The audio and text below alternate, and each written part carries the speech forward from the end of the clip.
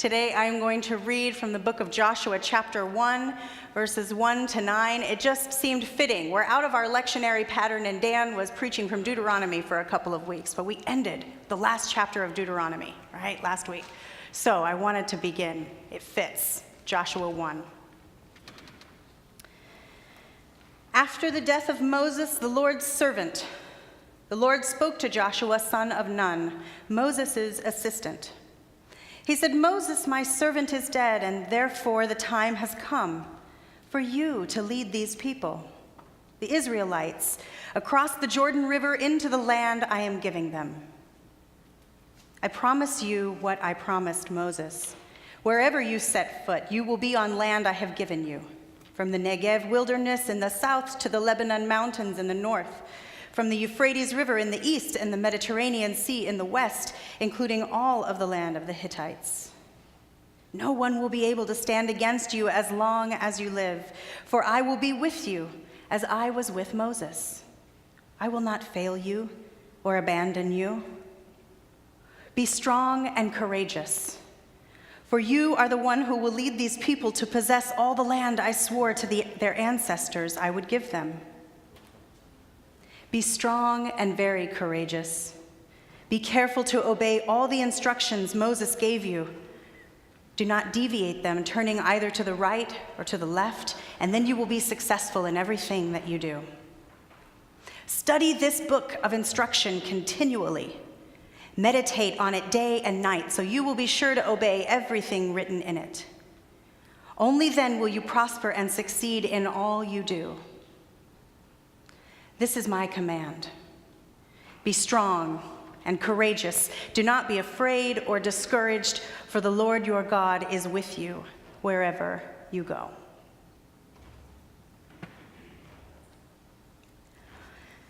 It's graduation day, right? We said it before, but that's that time of year where we celebrate the accomplishments of so many students and we send prayers for their future. Middle school, high school, college, life. Now, y'all need to say something encouraging, because when I said middle school, y'all went, "Oh my gosh." So say something good to my daughter, all right? You know, honestly, it can be a little scary. Thank you for acknowledging that, wondering what's ahead. And it's not fair to just simply say, "It will be okay," right? It may very well be okay, but that is not necessarily comforting, right? The future, as exciting as the opportunity is unknown. Well, the Israelites were in this same emotional space, right? That same transition place. My God, we've almost made it. The promised land. But still, they did not know what lay ahead. And now, without their trusted leader, Moses, what must Joshua be thinking? I got this. Okay, I got this. No, just kidding. I'm not ready. Not yet. Not quite ready yet. I haven't learned enough, he might have said. I need more time, more training, more experience. You know what, God? Actually, when I think about it, we had Moses' laws and Yahweh's commandments before, but we weren't really very good at listening to either back then. Wow, you've given me a lot to think about, God. How much time do I have to decide, right? How do we know that we have what it takes to succeed? What if we don't know the answer? What if? This happens all the time. There's more than one choice. How do we know we make the right decision? I've noticed this is a source of struggle for all of us. On more than one occasion, I've seen a church member, a nominee for leadership, perhaps, doubt themselves and their ability to appropriately teach or influence or chair a committee or pray with others effectively because they've never done it before or they haven't done it enough. I need more practice. It's perfectly normal to want to do your best and not to want to fail. So we like to front load life with educational experiences, internships, training wheels. We want to learn everything there is to know, and then we will rise to the occasion. And we expect that there are others to carry on until we are ready. But sometimes God calls you before you've had your education and says, pop quiz. You know this. The same happens in our faith journey. How do you know when you're ready to call yourself a Christian or be baptized or join the church? For me, it's when you realize that you're in a relationship with God and you don't want to be out of one. It's not after you've answered all the unanswerable questions, you have properly exegeted all the important early prayers and creeds of the church fathers, and you know exactly what they mean and how to explain them to someone else. You won't learn it all before God asks you to act on your learning. And that is scary. But it's an open book test, okay? And yes, you can use the internet carefully. But we simply need to remember whose we are. Isaiah 43, verse 1, do not be afraid, child. I have redeemed you. I have called you by name. You are mine. When you go through deep waters and great trouble, I will be with you. Psalm 32, 8, the Lord says, I will guide you along the best pathway for your life. I will advise you and watch over you. Wherever we go, God's already there. And it doesn't make it less scary or less new to you or to Joshua, but knowing that God is already ahead of us can help us to face the future with new perspective. It can help us deepen our trust in God, deepen the confidence within ourselves. But there's more here to learn from the text. There usually is. A good disciple, student, learner of the way is a close reader of the text. He reads the footnotes. She looks for clues and context.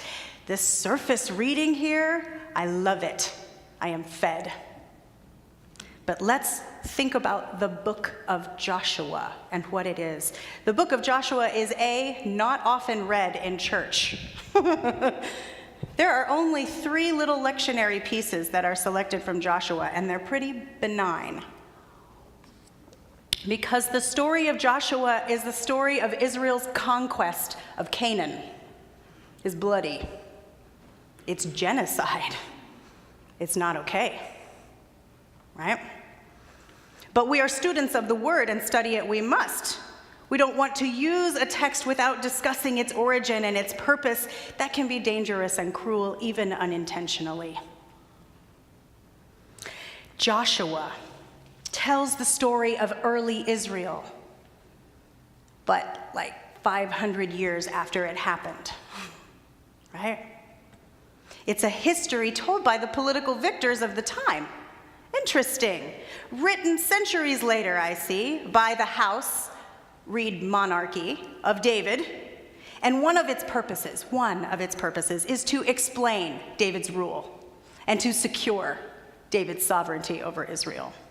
So as much as this story is also an individual story for the spirit, right? A message for the religious community in transition, it is also a deeply political story. Fascinating to me to sit with the reality that there may be any other motivation than pure love that comes from the text. And it frustrates me sometimes that the educational tools are not put into the hands of the common Christian biblical reader so that they may understand when they might be being played. But God's message to Joshua is a message for us still. Meditate on God's book of instruction day and night, so you will be sure to obey everything written in it.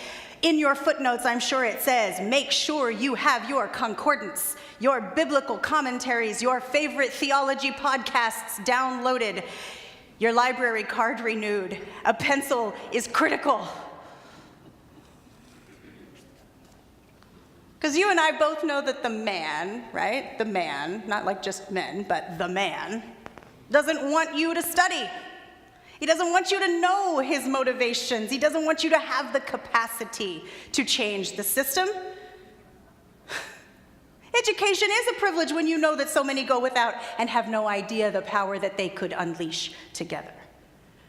So then, follower of God, you better get your education. And you better keep getting your education, because the man, the king, right? Read the king. And apparently there's always going to be somebody who wants to be the king. They're counting on us quitting, because then he doesn't have to work as hard. He's doing just fine, the king. He's hoping you don't have smart friends. Maybe hoping you don't have friends at all. That's beside the point. We find strength in God, who instructs us to stick together and study together. We find our hope in God, who asks us to keep our minds sharp, our eyes open, our hearts ready and listening. Jeremiah 17. Blessed are those who trust in the Lord and have made the Lord their hope and their confidence. They are like trees planted along a riverbank with roots that reach deep into the water.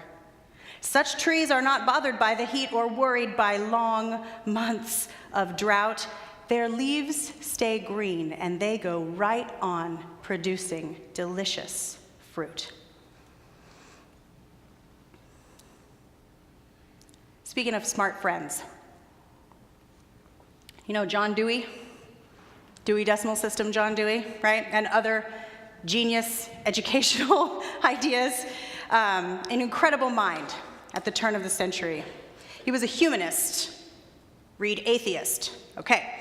But I learned this week that he still used religious language and frameworks in his teachings of others to help people to stretch, keep us together, you know? He didn't trick them, right? He educated them. He put the tools in their hands. And so while he could not proclaim belief in God as this supernatural being, he did have a kind of faith through the service of his life. And when writing about God, he said, God is the community, the ideals, the ideas shared. It is whatever makes people want to strive to be their best. I think we all want to be our best intrinsically. And if we can say that God wants anything, we can say that God naturally wants this for us too. And so we come to church for the answers. But guess what? You are the church. It's not a trick, but it is a common misunderstanding in that original biblical language. The church is ecclesia in Greek. It is the assembly of the people gathered. It is the conversation and the debate, if you were a Greek philosopher. It is the creation and the sharing of ideas, the action of building upon dreams. Church is designed to be communities of lifelong learners. The people who are coming to learn will also be asked to teach and lead as they meditate together on the ways of God, and they learn from God's book of instruction. But my question to you today, followers of Christ, what isn't God's book of instruction if every life is an expression and reflection of the divine? We learn from the sea and the forest. We study the tiniest and the largest organisms on earth, and we see a part of ourselves. We see purposeful cruelty, and we learn from it. In those moments, we hear God, and we know the way. Who isn't telling the story of God if every life is a part of God? We read the prophets and the poets of the Bible, and the prophets and poets still live today. They still speak. They still teach us today, respinning old stories and metaphors to teach us something new, reminding us of the way that things are and the way that things could be. You see, every living thing, every life must learn to keep living, or it will die, from the dandelion to the dictator, the kindergartner and the teacher. right? The baby Christian, the elder Christian, each learning every day how to survive and thrive, how to deepen trust, and how to express and shine and create, how to lead. You see, the God that broke through humanity once in the life of Jesus, it means to me that God breaks through to humanity billions of times. An infinite number of times. Still today, she is still speaking. Every day there is a new young person who has the strength to shine with pride. An old person who has grown to love themselves completely. This awesome knowledge is our responsibility to share and increase until we all know. The more complicated this world becomes, dear graduates, and it becomes more complicated. The more complicated this world becomes, you would be wise to simplify the method for survival. Trust God. Be courageous. Keep going. Because you are a child of God, and you can do all things through Christ who strengthens you. And you ought, follower of God, to do your duty to God and to others. Will you choose the right? Amen.